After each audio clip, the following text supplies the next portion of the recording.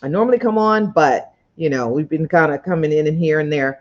But we're here this morning to talk about fundraising, and Fundraise Friday is always on Friday. So for those of you guys who are coming, thank y'all for coming in here and watching this broadcast for this morning. Now, we're talking about Fundraise Friday and how to bring impact to your communities. And how you can bring that impact to communities is by connecting with a nonprofit organization. So, those are some really key things that you do want to do. Find a nonprofit that, that connects with you, that their mission and vision is about something that you believe in or you like to support, because nonprofit organizations are needed and they're going to be needed even more so as the time comes. Nonprofit organizations have been a very big key in getting a lot of things, a lot of PPE out, and for families. I know the nonprofit I work at, they're very key in doing that. So when a lot of funding come, besides the fact of getting this stimulus money or the money that they're giving for PPP or however, or even those checks that are going out, there are organizations who are getting funds before you. They're getting money before you because the government is giving money to the nonprofits because they know they have a system of getting things to community.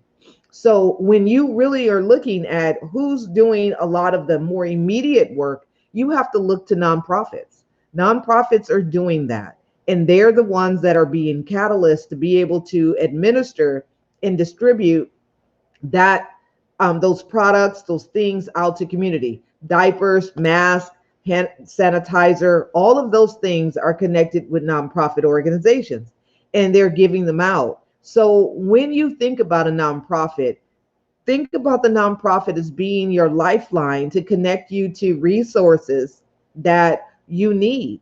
And when you think about that, when it's time for someone, when you need something, even let's just be on the real side of things. If you need something, and for those who are on AFDC, AIDS to Families with Dependent Children, CalWorks, California Works for Children, all of that, however they're calling it, which is another way of shifting money to a whole nother thing so that they can remove money from somewhere else and they call it something different. Let's just be real about it. And for those who are in the field, they understand.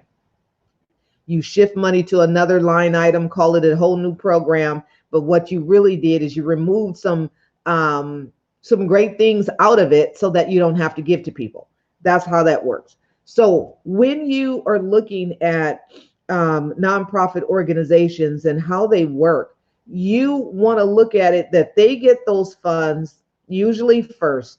They could apply for those funds or they have those funds available, and nonprofits can usually go in and apply for it to get it. Sometimes they just say, hey, you are a nonprofit, here's some money. Go ahead and administer this out to your families because that's what you're doing already.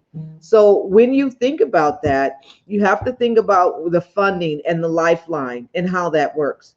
So when you think about any nonprofit that you're connected with, find one that you know that you like, or you know what they do and how they're doing it, and then support them. So as business owners, as individuals, find a nonprofit that's connected with you or close by, and then give to them. But in the meantime, we're going to be talking about some nonprofit organizations right here, so that you will know all about what they are doing. And the nonprofit we're going to be talking about is Three Seeds. So Three Seeds, and I'm hoping I've got that in there, is support Three Seeds.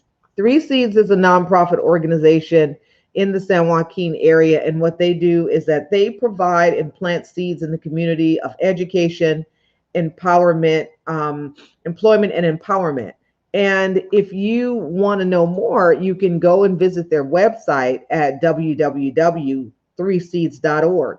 And you can find more information about what they're doing and how they're bringing support to the community and the ones that are on the ground level. Whenever people have items and things like that, they usually are going to be giving them to nonprofit organizations.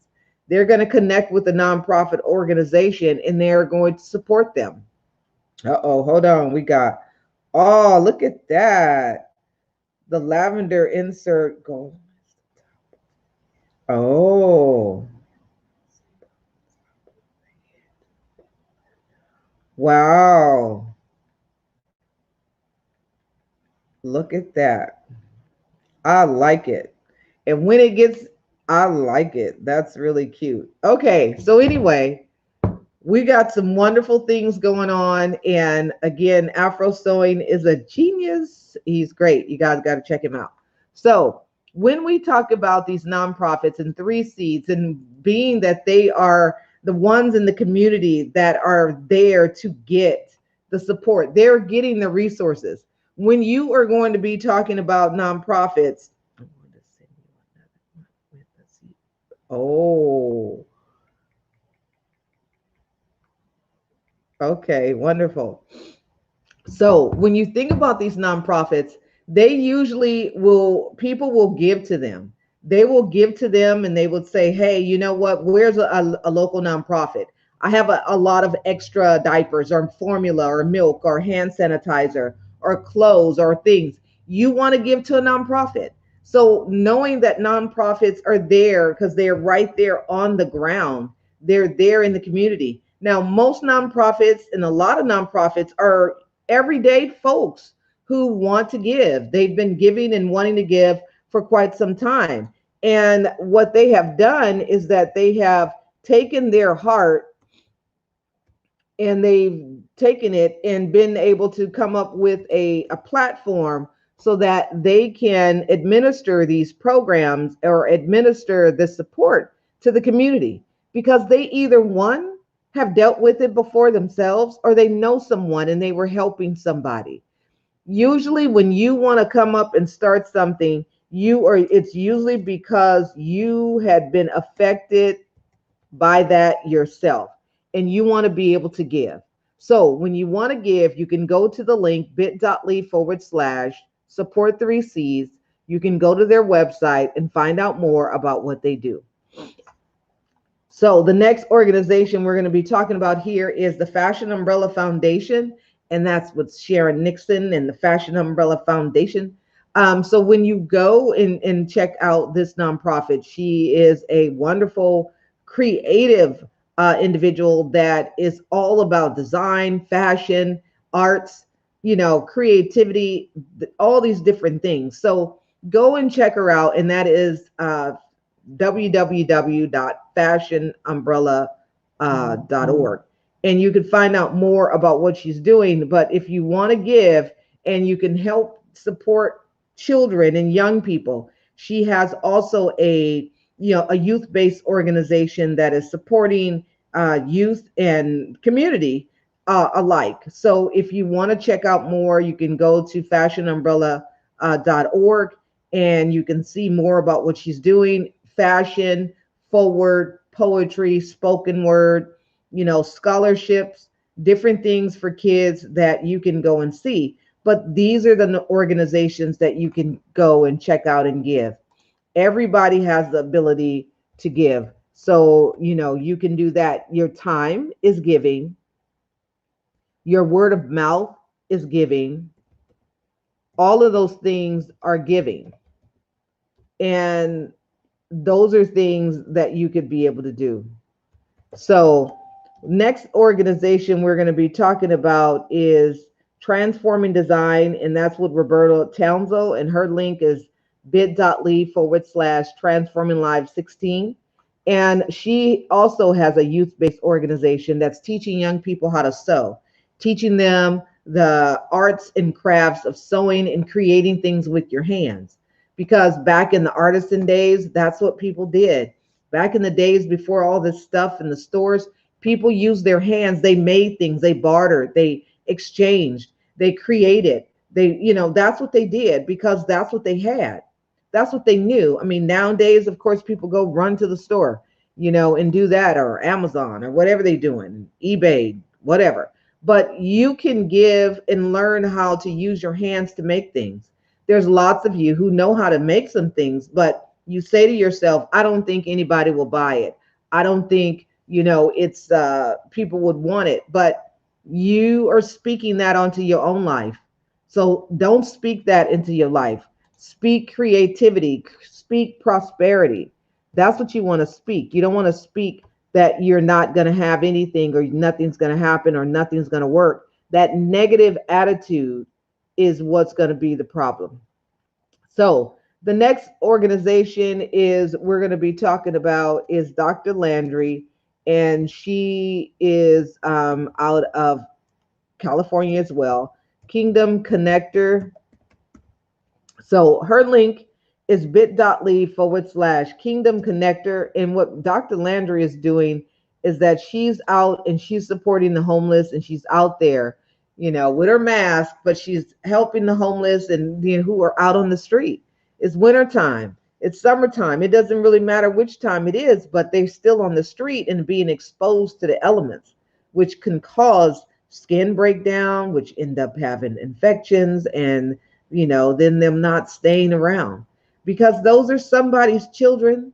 Those are someone's brothers and sisters and cousins and uncles. There's somebody's and aunties and everything. They belong to somebody. Now they may have been casting themselves away, but they belong to somebody. So, what can we do to help? You can go to Dr. Landry's link, bit.ly/Kingdom Connector. You can give, you can support. She has some care packages that are about $10. If you want to give $10, then great, give $10. But you can go to that link, bit.ly/Kingdom Connector, and find out more to be able to be a blessing to someone. So the next organization we're going to be talking about is Survive and Thrive. And it is bit.ly/. Well, actually, you could just go to the website. You could go to www.surviveandthrivecr.org. And that's where you can go and you can be a sponsor. We're doing a magazine this year for Survive and Thrive. It's just particular to the organization, and it's there to support those who have been diagnosed with cancer and their loved ones who've been also there to support them. We want to hear stories. We want the stories of the loved ones. We want the stories of survivors. So if you're a survivor and you would like to be featured, and we would love to have you and share your story for survivors by a survivor. So we want you to know and we want you to be there. Now, for those of you guys who have businesses and you would like to purchase an ad in the space, we would love to have you there. We would love to be able to give this and send this to all of those who are out there who would love to be a part of it to get this information. It is going to be an electronic magazine at this moment in time because it's easier to get it done and send it out to everybody. You can have it with you, take it with you everywhere you want to go. That's the thing. So if you want to know more, stay tuned. We should have a link set up and going up sometime this weekend. And I'll be showing, the cover and some of the things that are thinking and doing so far. So last but not least, this organization that we are going to be talking about is called Sports for the Blind. And this young man came on to the web to here when we were doing live, and I saw him, and his name is Troy .org. And he has an organization that is called Sports for the Blind. And that's exactly what it is. It's for those who have challenged with sight or have no sight, but giving them opportunities to run and have fun and play sports and, be safe, of course, but to be able to continue life to a degree that is definitely fun for them to be able to do. So if you like to learn more, or if you have sports equipment, or if you have something, please go and check him out and find out more about what he's doing, how he's supporting the blind, and those children, adults who otherwise would not do anything. They would be at home, and definitely we want to be safe, but we also want to give them an opportunity to run, to have fun, to do anything, to do things that other folks can do up to a degree of safety. So let's just be realistic about that. We want them to be able to have fun too. So they need that support. So if you would like to support, go to the link Sports for the Blind, www.sportsfortheblind.org, and find out more about what they're doing. So with that, we are good. And look how soon we're done. We are, oh, look at that. This is very mysterious looking. It will grab everybody's attention. Wow. Too cool. Hold on. You guys just got to know what's going on over here. But it's coming soon. Coming soon. Let's see. Fine big stripes too. Okay, y'all. It's going down. It's going down. Hold on. So yes. So that's what I got for you guys this morning. I thank y'all for coming. We are done. It is 7:33 and we've been here for what? 30 minutes. I don't know. But I thank all of you guys for coming. Be sure to come back tonight for Fundraise Friday after dark. And I'll love to see you guys. And you guys have a wonderful morning and great Friday. Bye-bye.